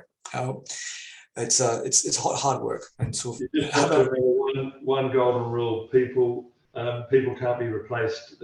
Houses and possessions can. Indeed. Okay, so another question from Jonathan. We live in a bushfire-prone land area, and our neighbour continues to grow bamboo over 9 meters high down the boundary between us. Is there anything we can do to keep this to a reasonable height? Unfortunately, this is something which we can't answer for you. It's a civil matter, and it's best done by discussing it between yourself and your neighbour. Council can't get involved. It's between two neighbours, two owners of private property, and council I don't think has a say in that, unfortunately. I wish there was something I wish I could give you a better answer than that, but I believe that's all that can be done. So Philip asks, is it more important to have a chainsaw or a hose when a bushfire is coming? I would say a good pair of running shoes. Frankly, I'll be out of there. That's my plan. I'm out. I'm gone. No, seriously speaking, I would say a hose connected to a firefighting pump that's connected to a really decent size swimming pool. Maybe a lap pool, ideally, maybe, and a really large water tank. You guys want to comment on that one? Chainsaws are a pretty dangerous piece of equipment at the best of times. We have to have specialist training to operate them, as I'm sure RFS and SES do. So having said that, in a stressful situation, I would say they're a pretty lethal piece of equipment. You only make one mistake and it's all over. And if you got to the point where you're cutting things down with a chainsaw when a fire is approaching, I think it might be a little bit too late. Actually, that's a very good point, because in the what if wheel, one of the scenarios that can come around is, what if a tree blocks your way? So what's your plan for that? I suppose, having a chainsaw to clear your path to get out is something worth considering. Maybe you might have a neighbor that has a chainsaw you might have access to. That's something. But I think, again, if you are leaving so late that dealing with fallen trees across your pathway is something you want to deal with, maybe you might revisit your plan and make the plan to leave early before a tree falls down. Because if you need a chainsaw to deal with trees falling down as you decide to leave, well, it sounds like you might have left too late, and you might be better off staying in place. Would that be what a good read of the situation? The trees are, why are the trees falling down? Only reason, unless it's a storm, the trees are falling down because they've already been compromised by fire. So I think it's probably a moot point. I don't know. It's a weird scenario. This is the fire's there, and you're just trying to evacuate through a fire, basically. It's more of an Armageddon type thing, that one, I think. More of a Hollywood situation. Yeah. So, okay, cool. Next question. Okay, Philip's very prolific with the questions here. Does council protect steps? Does council take steps to protect infrastructure? That's a new one. Jenny? Yes, it does. Council's own infrastructure. I can only speak about buildings. I can't speak about other infrastructure. Tend not to be located in bushfire hazard zones. Yeah, I think Philip's actually clarified his question, Jenny. It's roads, Lady Game Drive, mobile phone towers, electricity, or liaise with responsible bodies. That would be a Mark question, and I doubt it because those agencies are laws unto themselves, and council has very little influence over them. So whilst council might suggest to them that that would be a useful thing to do, it can only ask. And again, I'd refer to Mark because that's his role. Okay, cool. Another question from Faith. Faith would like some input from those who understand fire and risk involved about living in a fire zone. That said, I hope that participants are not going to rush home and try to cut down any of our lovely and well-established trees. And I'm with you on that one, Faith. I hope people pause and have a think about exactly where the risk is and what's coming from, and the pros and cons of any actions. In fact, again, if Mark was here, he'd be able to say that actually sometimes in some circumstances, trees can be a valuable asset. But it does come down, the devil's in the detail. And we would always say that first and foremostly, address your own property, address your own bushfire survival plan. And then once your landscaping and your property and your bushfire survival plan is well sorted out, then maybe consider the larger issues like trees and whatnot, because you might lose a tree, but then you might gain a lot of heat. And extreme heat is what kills more people than bushfires and storms and floods combined. So it's death by heat is a major issue. So you might be dealing with one problem, but you might be creating another. A question from Emily Cook. Thank you for your presentation. And it's timely because we're coming to bushfire season. We don't know what's going to come in the next few months. So yes, thank you very much for that, Emily. From Brett, when you mentioned gutter guards, you mentioned a specific installation that was recommended. If you have a gutter guards that are not like this, i.e. just the gutter itself, will the rebates apply to upgrading them to a better type? I'm not quite sure if I read that question properly. Well, if you have plastic gutters, yes, the rebate can go towards replacing plastic gutters with metal gutter guards. But if they're not necessarily installed to the way I described it, not necessarily, because they still work, they're still non-combustible, and they will exclude leaf material from your gutters. And that installation, I have an installation which is not ideal myself, but I still find it a lot easier to clear my gutters with my gutter guards the way they are, because it just, all the leaf material just sits on top, and I just simply brush them off with a brush, and it's done in minutes. So short answer, only if you have plastic gutter guards will the rebate apply. Okay, so we're getting to the end. Another last question from Faith. Faith owns a property in a valley. I won't name which valley. So there's a potential for fires of a concern. Clearing underbrush and invasive started to do core burns. Okay, great, Faith. It sounds like you really are on top of things. I also have a very clear fire plan. Has council or local RFSF had any discussions or opinions about core burns and the possibility of doing core burns in our area? Well, because it's out of area, I don't believe anyone really here can answer that directly. Would anyone like to take a stab at that one?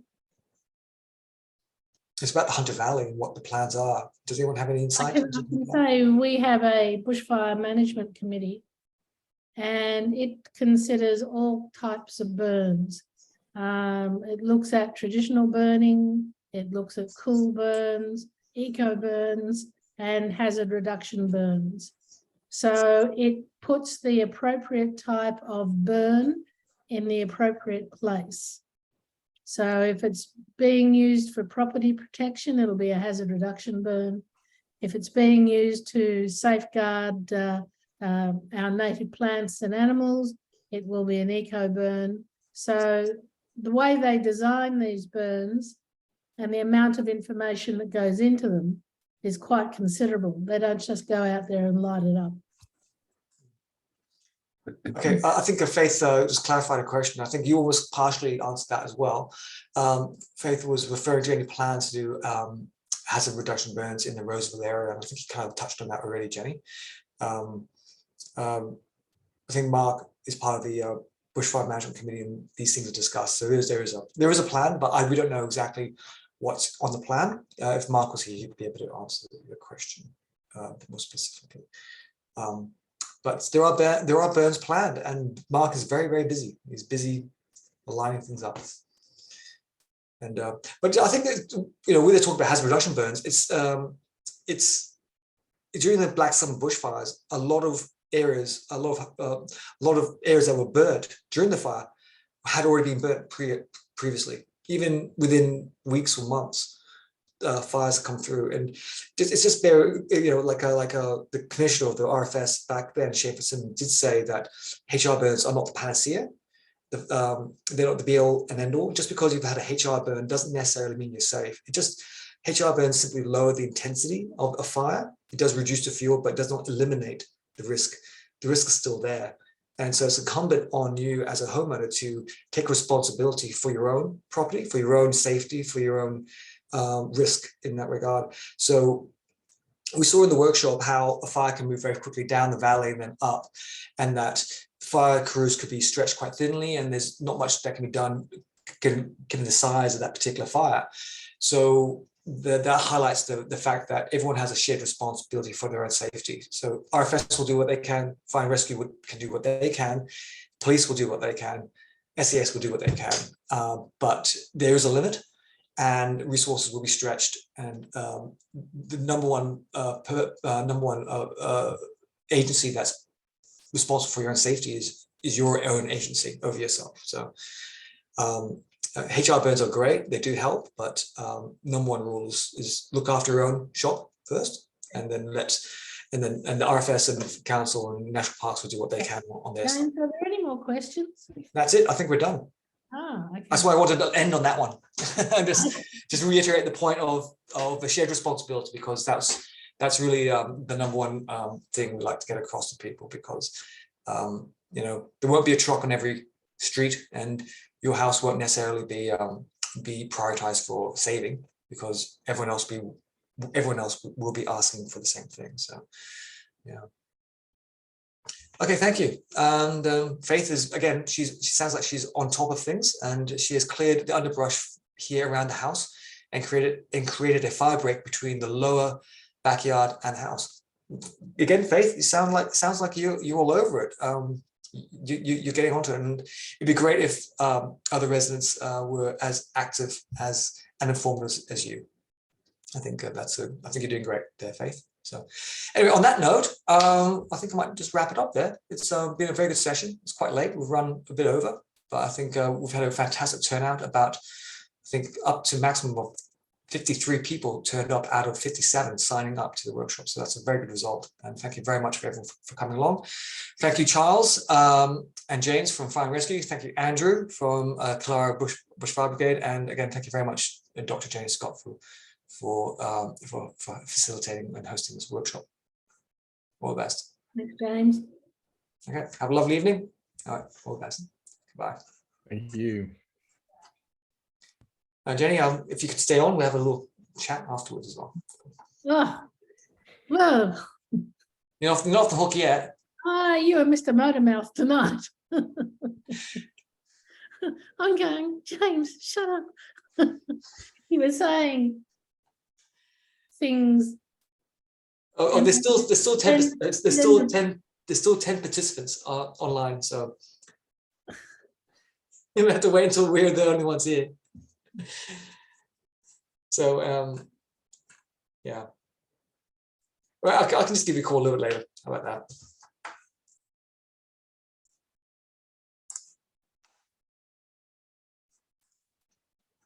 I'll give you a call. All right, I'll end the workshop and say thanks to everyone who's been here, and thank you for your compliments on the workshop. All the best.